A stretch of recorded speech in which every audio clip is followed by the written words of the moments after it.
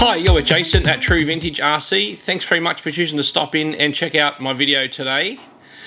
So if you're on social media and you've been reading people's comments left, right and center, you know, you've got love and hate for this car right here, which is the Team Associated RC10 four-wheel drive variant. So going back many years, Eustace Moore did the MIP four-wheel drive conversion kit for the RC10. So very early on, I think they started out with the cable-driven setup. So it actually had a cable that even went outside of the body, and it actually connected the rear gearbox to a front gearbox. And I think they were used mainly on cars like the old Tamiya SRBs, but I think they also were put onto RC10s. Now, by all means, if you know more than I do, please comment in the comment section and let me know.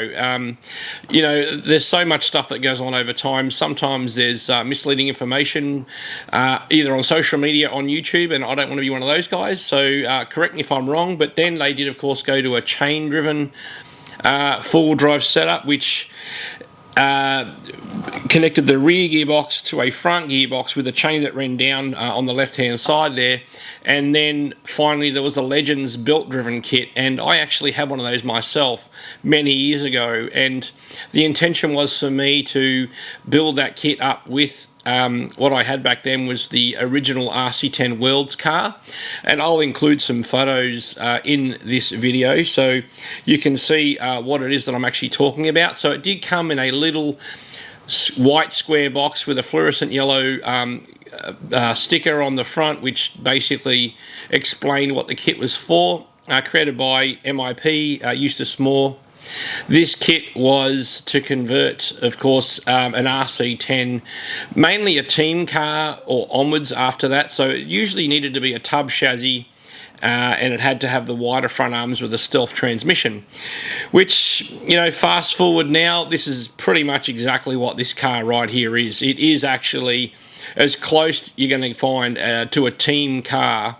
In fact, Team Associated has, of course, released a team car, which meant, you know, it did have the stealth transmission in the rear, and it also had the wider track front end. But if you're on social media, there's a lot of love and there's a lot of hate for this car, and I think I understand why. And, you know, when you look at exactly what I've got on the table right here, this RC10 Gold Pan, of course, is wearing the RC10 Protect 1 body set. So geez, I hope I've got that right. So yeah, I'm pretty sure it's the Protect body, and this was the original design for the RC10 back in the day. So the first design, they put a more modern wing on it, so it's not the wing that came with that early RC10, but of course it came with the little headlights. And I've gone to the trouble of actually recreating this from the box art, just because I've never really attempted to do a box art RC10, and you know, I had very mixed emotions about this car myself when I first heard it coming out, because I know that Jeff Millar over at Factory Works in the USA created his own version, which was the 10.4 kit, and I thought straight away that Team Associated had just completely ripped him off and stolen literally part for part, but I don't think that's the case at all. They've actually come up with their own front gearbox assembly. The pulleys are different. I'm sure the belt might be the only similarity. I'm not that familiar with it, so I don't want to pretend like I am. So if anyone wants to correct me on that one, you're more than welcome to hit me up in the comment section. But yeah, the thing about this car is it's on again, off again, and by that I want to say that, you know, obviously this car is sporting 2.2-inch wheels. It's got a modern front spindle assembly here, and you know, in our vintage events here in Australia, we do consider the Losi XX4 now a vintage car, and that has pretty much the same front spindle assembly. So it's not like, you know, these things were only around in 2025 or 2022, whatever. This design has been around in the 90s, so it was very common in the Losi XX4. And it's obviously very reliable because Team Associated has taken from their modern platform. Now, I haven't even gone back and looked at it, but you know, that's the talk. That's what everyone's saying. But this apparently is a direct part that came on the most modern four-wheel drive RC10 now. So, you know, I go back to when they re-released the World's car. You know, what was that, 2012 or something, 2013, whatever it was. You know, they had some troubles with that car, and the transmission casing, there was issues with that, and it was binding up or something, you know, and there was a lot of, maybe there was warranty claims, and but you know, Team Associated, I think, learned a very important lesson from that kit, because they couldn't even sell them all. I remember buying one because they went on sale, and they were so damn cheap. I think Team Associated was selling them directly. You could buy one directly from a Team Associated. Look, it was a long time ago, 2013. Correct me if I'm wrong, but you know, I bought that kit, landed, I think it cost me 250 Australian dollars, which was an absolute bargain, you know, because even to buy an original World's car back then, used, would cost you, you know, anywhere 750 up, you know, to buy one. So they weren't that easy to find, but when the re-release came out, they were everywhere, and people wanted to get one because vintage racing was even going on back then. And you know, fast forward till now, I'm sure they've done their homework and they don't want to go backwards on the kits that they're producing. So, you know, in the modern vintage racing scene, say over in the America and even over in the UK, you know, they're running pretty powerful motor setups. Four-wheel drive cars are running a 10.5 over in the UK in some of their vintage events, and you know, I'm not sure what they're doing in the USA. Is it maybe 13.5? But they had to make a car that actually worked, and I can appreciate why they've done that. Now, this car does, you know, it crosses many lines.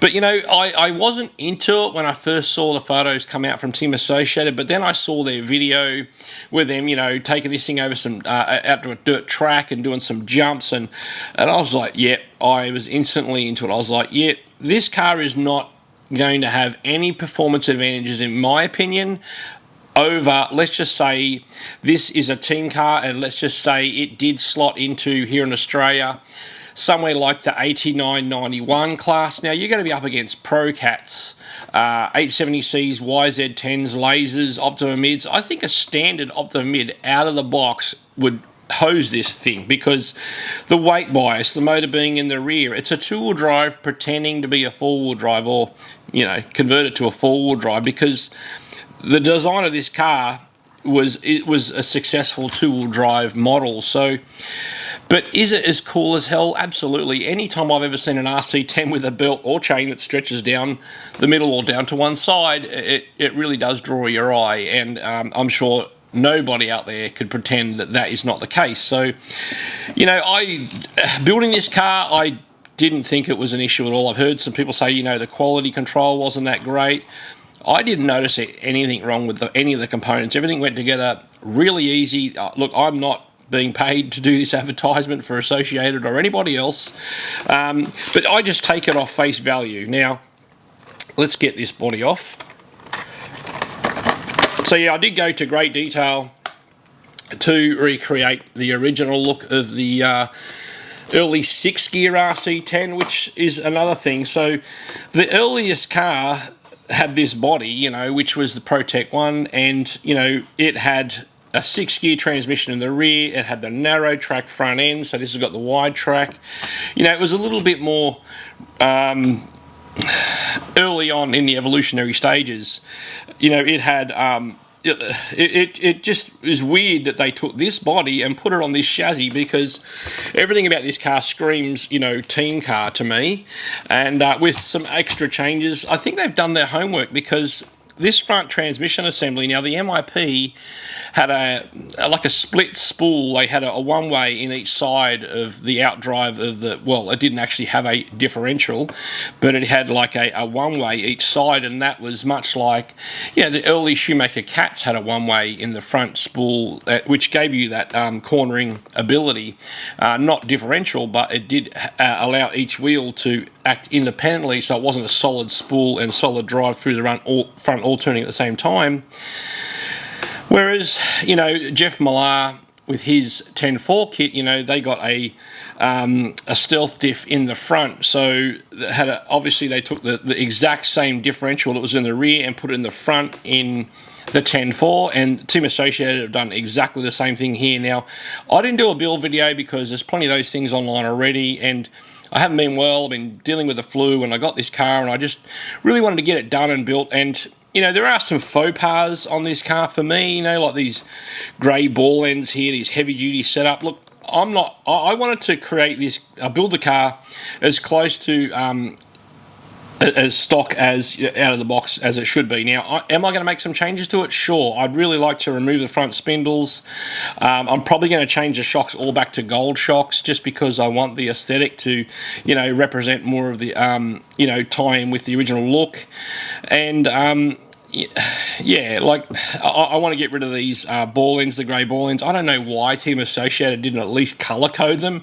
That would have been something cool for them to do, and maybe they still will. But anyway, what they wanted to create was a reliable four-wheel drive RC10, so that the enthusiasts could take them out there onto the racetrack and you know, have a good time with it. You know, like, because the last thing you want to do is break down in the first corner. And I've watched Darren Johnson for many years get out there with his MIP converted team car. I'm pretty sure he's got a team car with a black alloy chassis, which is another confusing thing, because the team car back in the day always came out with a black anodized chassis. So all of a sudden the team car's gold. I guess they're just creating their own unique things nowadays. But yeah, I remember Darren's gone out there, and I know he's always had a bit of a concern over his front spindles there, and maybe even the front CV joints, you know, damaging. And I've even seen him damage one at I think it was last year's Vintage Bash, and Andrew Cook very generously printed him out some replaceable components so that he could get that car going around the track again. And of course, behind me here on this screen was Jeno last year, who raced his 10.4 at the Vintage Bash 3.0, and as you can see, he's kind of customized that himself. Now he's got some aluminium front C hubs, and I'm looking to maybe compare some notes with Jeno and see about what options could be used to maybe put this back to kind of more of that standard. But for now, the car is going to stay exactly as it is. I'm going to get it out, and I'm going to give a bit of a run around at the dirt track and video it kicking up some dirt and having a good old time. So as for electrics, so what I did was I've gone with a Novak 410 M1. What is this? I thought it was an M5, but M1C. So yeah, I'm going with that. That can run up to 4 to 10 cells in the old sub Cs. I'm running a Reedy, a 15 quad motor. So yeah, I'm running the Reedy motor in it. I've got this funky cool old Futaba Magnum FM radio set, and I'm not looking to go out there and race this thing up against the modern crop or anything else. I just want to take it to the track and have some fun. It's, in my opinion, it's more of a driving experience that the enthusiasts now get to have. And the big positive for me with Team Associated doing this is that every component you need to get this car built and add your own electronics comes in this box right here. And I love that, because in Australia, not everything is available at any time, anywhere. You know, I can't just walk into a retail place and pick up all the bits and pieces I need. It usually has to be shipped in from other countries, UK, America,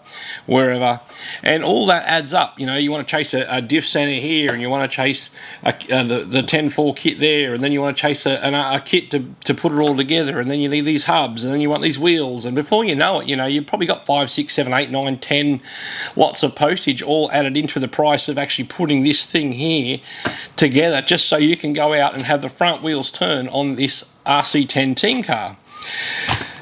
But that's just my take on it, you know. Another positive thing, when I built the car, love it or hate it. Now, I absolutely love the original alloy drive pulleys for the belt, front and rear, on these gearboxes. Absolutely love them, and the 10.4 had them as well. Beautifully machined. I had all the holes around the side, and I loved them, and I still do love them. But I think the positive side with this is they're running hardened steel pulleys. So you know, maybe Associated's onto something there. You know, they haven't worried about going for that aesthetic. You know, I've got alloy pulleys on cars, and I've seen where the belts start to wear on them, and then the teeth start to sort of round over, and before you know it, you've got a slipping belt on those pulleys. So I don't know, my verdict's out on it. I just want to get out there and enjoy this car and drive it. And again, I'm not a Team Associated fanboy, not by any stretch. You know, I'll take a Losi any day, but this was just one of those rare opportunities. I have it from a good source that tells me that, you know, these cars won't be around for that long, so I don't think there's an endless run of these four-wheel drives. I think once they're sort of sold, they're sold. I'm told that Team Associated aren't planning to make any more now.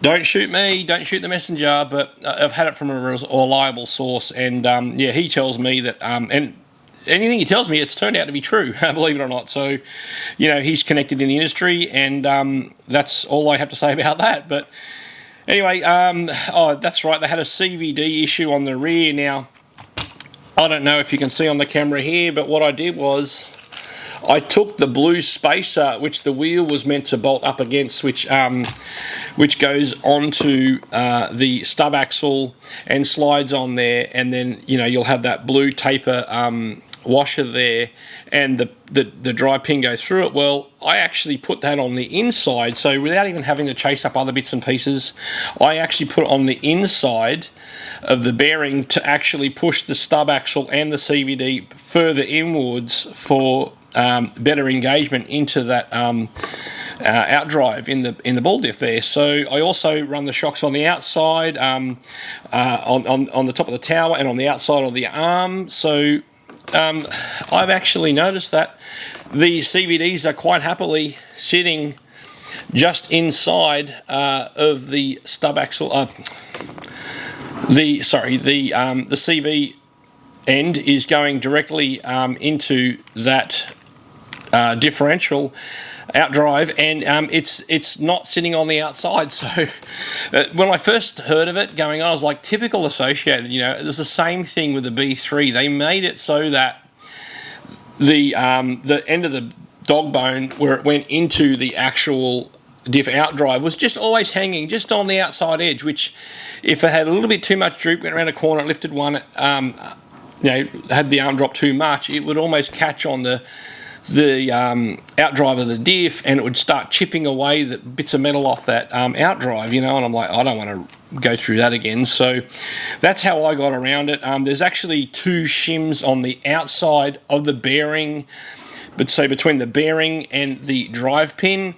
So there's two of those shims that are meant to go on that axle. I put those two on the outside, which make up a much smaller dimension. I don't have digital verniers to tell you exactly what that was, and then I put the pin through it, put the wheel on, it spins perfectly, no issues whatsoever, nothing's binding. So at this point, I'm okay with it. I'm about to give it a run soon, and I will come back with a second video of this thing in action. So yeah, as I said, I'm just getting over the flu, haven't been very well at all, but I really needed to get this video made, and I want to get this car out in the dirt and get the drone up and get some drone footage of this thing in action, just ripping around and just basically have some fun with it, you know. Not out to, this car was not in my opinion created to take over the four-wheel drive vintage scene. I think it's just an awesome opportunity for people to have a go at it who don't want to spend an absolute fortune on trying to put one of these cars together. And you know, I've had projects sit around for years that never get done. You know, you start building them, and I've got boxes full of these things, you know, with them needing bits that I've got to try and source from other collectors or retailers from around the world. And you know, it's one of those things. But this car here gets to be something I put together right away. So anyway, thank you very much for choosing to stop in and check out this video. I will be back very soon with some driving action of this car. And yeah, thank you for checking in, and we'll see you on the next one. Bye now.